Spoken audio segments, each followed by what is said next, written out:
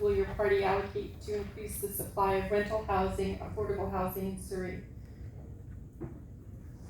Okay, great question. So, as you guys know, the People's Party is a brand new party in Canada. We're the fastest growing party in Canadian history, actually. We've got candidates in all ridings. What are we going to do? Where are we going to allocate money? These are a lot of detailed stuff that we haven't worked out yet. We don't have official policies on.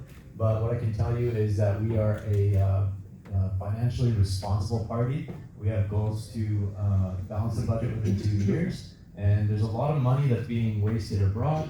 And we have needs of our own. Canadians have needs, and we have 4 tenets. It's freedom, personal responsibility, fairness, and respect. And every individual Canadian deserves a certain amount of respect, and housing is obviously very important. And if I was elected as MP, would fight for that for our city here in Surrey. Thank you, Joe. The next question is for Harpreet Singh.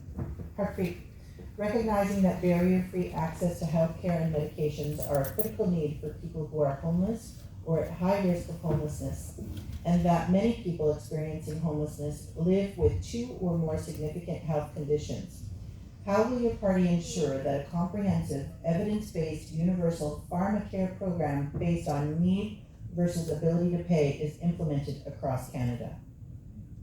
Our party believes in putting money back in the pockets of the people, and that is why we have announced a lot of things by which we are going to put money back into the pockets of the people.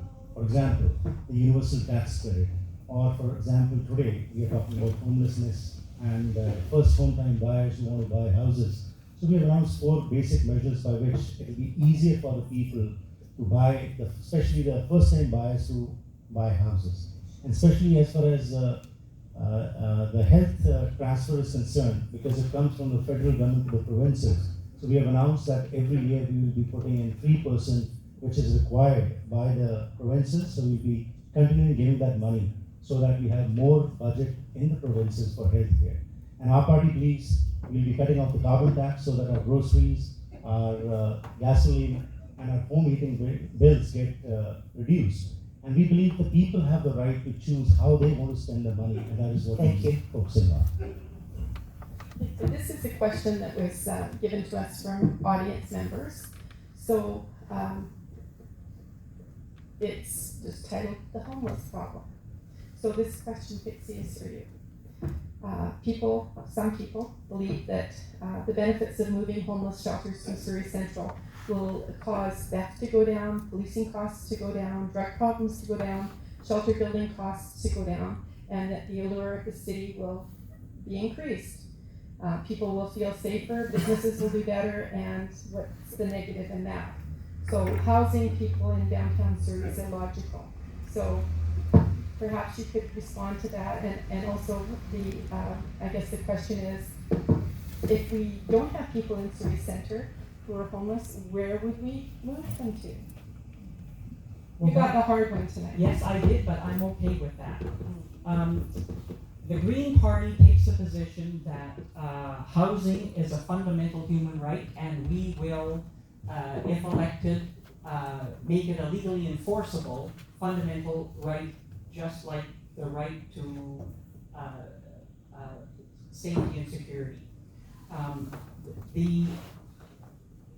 The issue of homelessness and where people will be actually physically located is a matter mostly of municipal and provincial jurisdiction.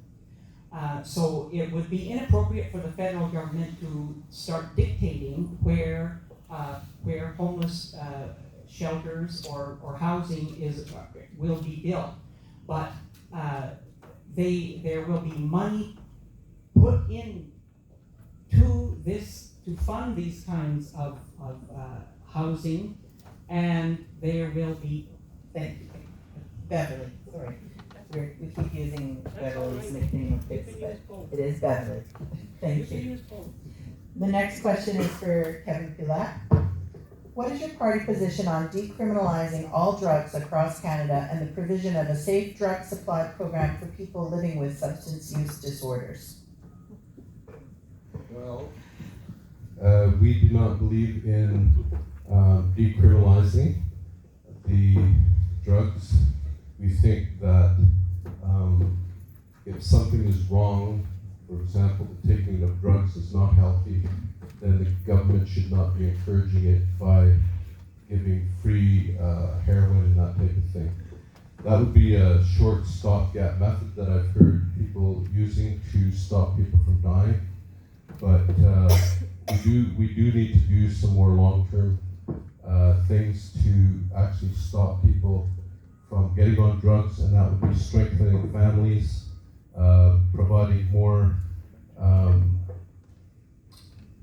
better education for people that end up on the streets. For example, a lot of people with special needs end up on the streets, and because the Native people have been treated very poorly in the past, those things need to be fixed first. Okay, so we're gonna start with Randeep this time.